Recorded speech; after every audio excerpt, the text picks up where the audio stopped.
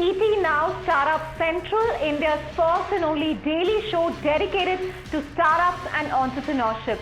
I'm Chandra Srikanth, joining you live from India's startup capital, Bangalore, and we have a power-packed show lined up for you over the next 20 minutes. And I'm Krishna Kumar, coming to you live from ET Now's Mumbai studios. First up, a check on all that's making headlines right here on ET Now Startup Central. Consolidation in the e-commerce sector is a reality. While 2015 saw a sharp spike in M&As, the number is only likely to go up in 2016 as funding slows down. The original king of India's organized retail, Kishore Biyani, says that moving from offline to online is not an option, but crucial for survival. The wallet space may be crowded out, but Oxygen is not too worried. In fact, its founder is confident that Oxygen will not be gasping even as the environment turns tough. And on our special segment, Next Big Star, we take a look at Lithium, an electric cab service that wants to offer a cost-efficient and safer mode of public transport. And also on the show, we do an on-ground reality check of SBI's startup branch. Our startups are flocking here for loans.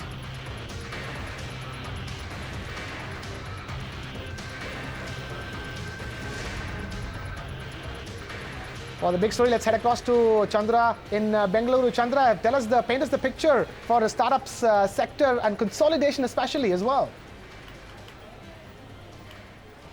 That's right, Krishna. You know, for the longest time in the last few months, everybody is talking about how a shake-up is inevitable, a consolidation is inevitable. But data that we've put together shows that it's already started happening, and it's happening in a very meaningful fashion. If you look at the number of potential acquisitions and mergers that happened in 2015, it was nearly 3 times the number that happened in 2014. And going by the trend that we've seen in the last few weeks, fresh funding coming down. We also saw a couple of acquisitions happening. It looks like 2016, the number is only going to go up. So as funding comes down and startups struggle to raise fresh rounds of funding, perhaps it's an opportunity for their bigger rivals to snap them up. And for these smaller startups as well, survival is going to be tough in the current environment. But for more details on that and all the data on that, let's have a look at this special report. The much talked about consolidation is already taking place in the startup ecosystem if the number of acquisitions is anything to go by. Data collated by Kotak and Venture Intelligence shows that consolidations in the e-commerce sector have picked up pace with 21 mergers and acquisitions in 2015 as compared to just 9 in 2014. With e-commerce players being starved of funds, the trend is set to grow. Fourth quarter funding for 2015 stood at over 1.5 lakh crores, a decline of 80% year-on-year. January 2016 saw some pickup with some big deals by Cartrade and ShopClues. January 2016 funding stood at $357 million, which was still lower than the 2015 average of $440 million. While funding slowdown has impacted new startups, there still seems to be some pockets of growth in mobile software, gaming and content categories, which comprised 37% of total app downloads in 2015. App rankings show more opportunities for Indian companies in the gaming and software segment as compared to social networking and search platforms, which are dominated by foreign players. With signs of funding still meager, chances of more mergers are likely in 2016. Away from the startup report card and on to the other big story that we're tracking over here. Big Bazaar has partnered with Oxygen Wallet in a strategic move that is set to offer opportunities to small retailers. The tie-up is set to assist small retailers to help them come on the e-commerce platform. Now, I caught up with the Future Group Chief Kishore Biyani at that event, who said that e-retailing is entering a mature phase as players in the space have made their mistakes already. Take a look. The whole idea how can we create franchisee to reach every pin code of India. Oxygen has a franchise network of 200,000 franchisees.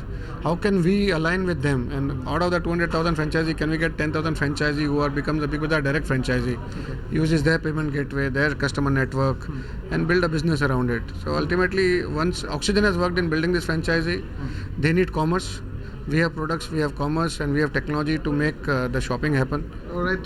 I'm asking this question because it's very unique that a traditional retailer is tying up with a mobile wallet solutions company. We've had e-tailers tying up with mobile wallet solutions company. How does this work, say, between offline and online? I believe technology has to be used, whether it's in payments, whether it's in supply chain, whether it's in any other sphere of activity. I'm asking this question because the online wallets has seen a boom, say, over the last year or so. More and more new online wallets being launched, so that being the case, and one of the largest retailer in the country tying up with a online wallet solutions provider, is that the way forward? Does it help all retailers?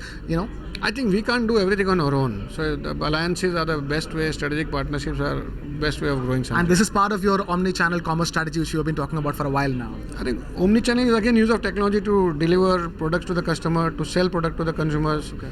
So it's augmenting our strength, what we have built over a period of time. And multi-channel strategy is going to be the way forward for us. All right. Also, I want to understand how would you rate consumer demand at this point in time, just to get a sense of like how you, what kind of traction are you witnessing at this point in time, considering there is no clear revival of demand anywhere. I think we have seen good demand starting October onwards. Okay. And that continues in January, that continues in February. So we have no complaints on the demand side. It can be more consistent, it can be more buoyant, but that's an expectation everybody has. But given the environment, I think the demand has been okay. Okay. I want to ask you, Budget 2016 is coming up. Every year budgets become important. This year, it's more important than ever. At least that's the way it seems like it. What are your expectations from the upcoming Budget 2016? I think our expectation is the sense of direction which the government gives in terms of their fiscal program. And we expect that government will give a direction which will be much more suitable for consumption to happen, for demand to get created, and more money in the hands of the consumers. Anything in particular for the retail industry that you'd be looking for? I think we pay a lot of service tax on rent. Until GST comes in, we want that to be set off against other service tax which we collect to pay. So obviously your number one number one expectation is that the GST bill gets passed at least in the budget session of Parliament. I think GST can be very helpful for us. We have been waiting for it. Our design of the organization has been around it. Our design of supply chain has been around it. I think we are incurring huge cost which will get saved when GST comes in. Krishna, it's heartening to hear Kishore Vyani say that consumer demand continues to be robust. So that's not just heartening for the likes of Big Bazaar, but for the online retailers as well. But present at that event was also Oxygen Wallet's chairman and managing director. And Krishna caught up with him to really find out how he's going to survive in an extremely crowded wallet space, and how is his business going to be sustainable beyond cashback, beyond discounts, particularly in the current environment. Oxygen, though, sounds confident for now. Let's find out why. We are going to promote transfer of cash into the wallet. I think that's going to be the winner. Because why rely only on banks? You see, we 95% of personal consumption in this country are all driven through cash. So important thing is convert cash to digital. That's what the government wants to do. You want to eliminate cash. You want to make cashless transactions. Somewhere the cash has to become digital. And therefore we are saying the cash comes at retail at a point where cash can be collected. Thereafter, everything is digital. And it's not going to happen in 1 or 2, 3 years. Okay. I think if we are able to achieve even 20-25% elimination of cash through the mobile wallet in next 5 years, it will be a huge achievement for the country. All right. I want to ask you one more thing on that note. You've had your competitors, yes. Be it Snapdeal, now Free Charge, for example, because of Snapdeal's acquisition, has got a strong anchor retailer. retailer. There are other examples I can take. But then you have the cab aggregators now launching their own wallet services as well. Yeah. So how do you see the dynamics in this space playing out, and what is Oxygen's plans when it comes to thwarting all the competition? A wallet is a payment instrument. It should be like a currency. It should be acceptable everywhere. And you will see over time, a wallet will become, it has to be a neutral payment currency. That's where I was going to arrive, but interoperability of wallets is the future, right? That's the only way of going forward. Absolutely. So there will be interoperability. It has to happen. It will happen progressively.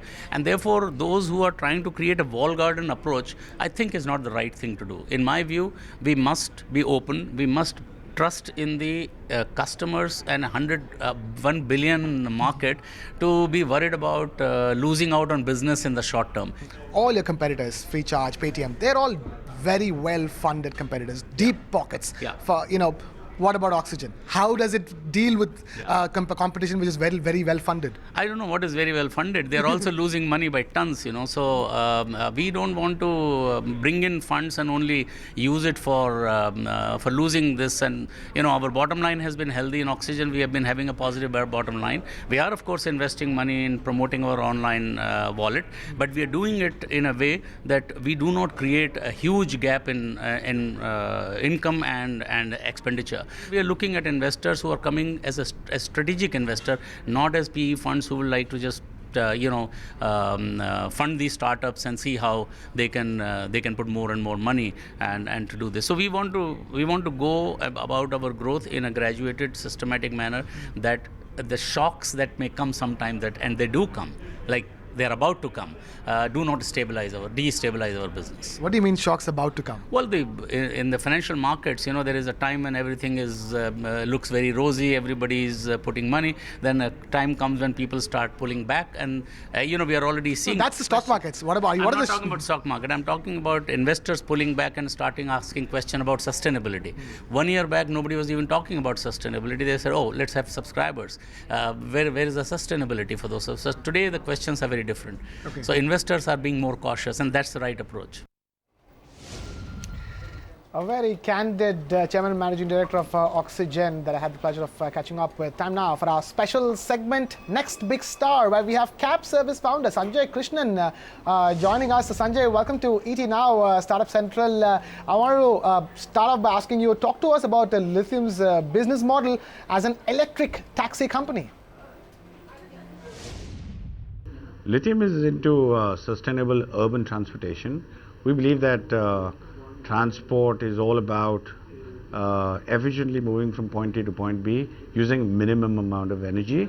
So if you have to reduce the per capita energy consumption in moving person from point A to point B, we believe that the future lies in using electrical mobility or sustainable mobility. And that's essence of our what Lithium is all about. We started off our business in India with a focus on corporate employee transportation. That's because that as a segment presents itself very well for the adoption of EVs. It's high volume, it's predictable schedules, it's AAA rated clients.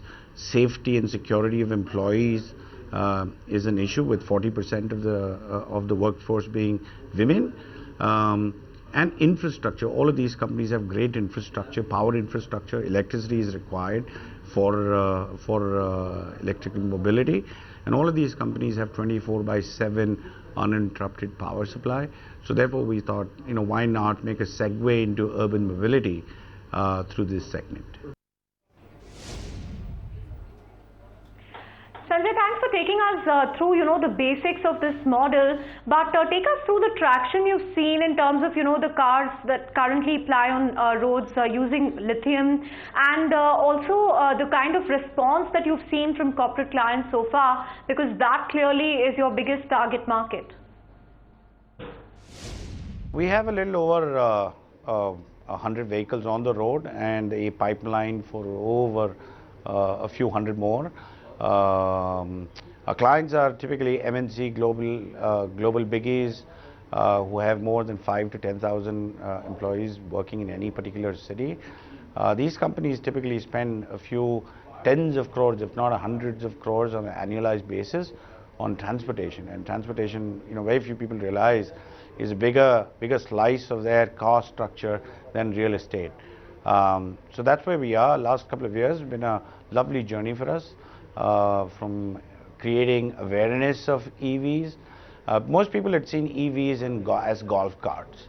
Okay, to take it from there to a very, very business critical application has been a fantastic journey over the last 8 to 10 months. All right, Sanjay, so that's the kind of traction that you're witnessing. Let's get on to even more important things than that. Let's talk money right now. Tell us, especially in the kind of space that you're operating in and the kind of competition you have, what are your fundraising plans, going forward? I guess we raised our angel round a little while back. We've done fairly well for ourselves.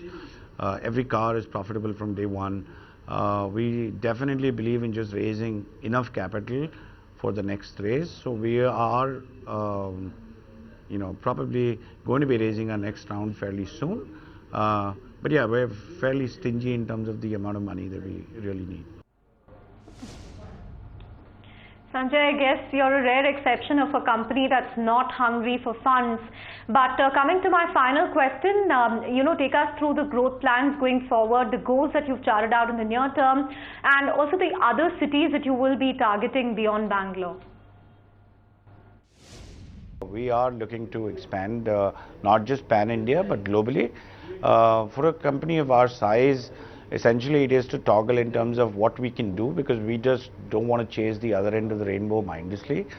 Also, being in corporate transportation enables us to seamlessly move with the same clients across geographies within India. And that being said, I think we have significant amount of interest from many other municipalities and other countries in both Asia and Europe to introduce lithium kind of services in other geographies. Thanks so much, Sanjay. We will be tracking you closely to see what kind of global tie-ups you manage to stitch in the coming months. But Krishna, what do we have next? Chandra, it's been a month now since India's oldest bank, SBI, launched its first branch dedicated to startups called InCube. Now, we at 18 Hour Startup Central do a reality check to know how the branch has fared so far. And the man doing that is Rahul, who caught up with Rajni Mishra, Chief General Manager of SBI, to know how India's first startup bank branch plans to help the ecosystem. Listen in. We've already opened, 20 accounts, and there are a lot of walk-ins and a lot of interest and excitement about a dedicated branch. As you already know, this is the first branch of its kind in the banking industry. And we are primarily looking at extending counseling and advisory services to the startups. So already we have started in that direction and organized quite a few events. And there was a lot of interest, and we try to do it on a Saturday when people are relatively free and they can come down and be part of the event. So that is what we have done. We organized a chartered accountant to speak to them, how to set up a company, what are the compliances required. We invited our MD and CEO of SBI Global Factors to talk to them about, factoring of receivables, because basically, they are not really looking at a balance sheet financing. It's the receivables which really matter at this stage. And we also have, interest from various colleges where they are running the incubation centers. For a startup, if I'm really looking for some sort of an investment, SBI is not really getting into the space of investing in startups, but you said you will facilitate meeting with VCs. On that front, what is happening? Yes, I'm very happy that, some venture capitalists have in fact expressed interest in getting connected to the startups. And that is really, something very satisfying for all of us. And we are organizing an interaction, and we'll be holding it with. With that, we come to the final segment today, which is Number Crunch. And the number we are crunching for you today is 251. Believe it or not, that's the price of India's cheapest smartphone. I can never believe that a smartphone can still make money selling at that price. But that's what Noida-based Ringing Bells plans to do. They are launching this today. Pretty impressive specs as well at that price point. But Krishna, I'm really skeptical here. I mean, is this just a strategy to, get some eyeballs, get the conversation going about this brand. I really don't know what the strategy is going to be, but it's certainly a very interesting number. Who would have thought a smartphone would be available for 251 rupees? Chandra, to be honest, there is no bottom as far as the smartphone prices are concerned, especially in the Indian market. But that number 251, to go back to your own analogy that you gave about crude oil price at $26, which is worth 2 pizzas in the US, that is worth 1 pizza in India. That's how much a smartphone costs, at 251 rupees in the country. At this rate, we'll have to start buying smartphones by the kilo and not by units if it's going to start costing that low. And with that, we wrap things up here on ET Now Startup Central. But keep watching ET Now. Coming up next is Market Watch.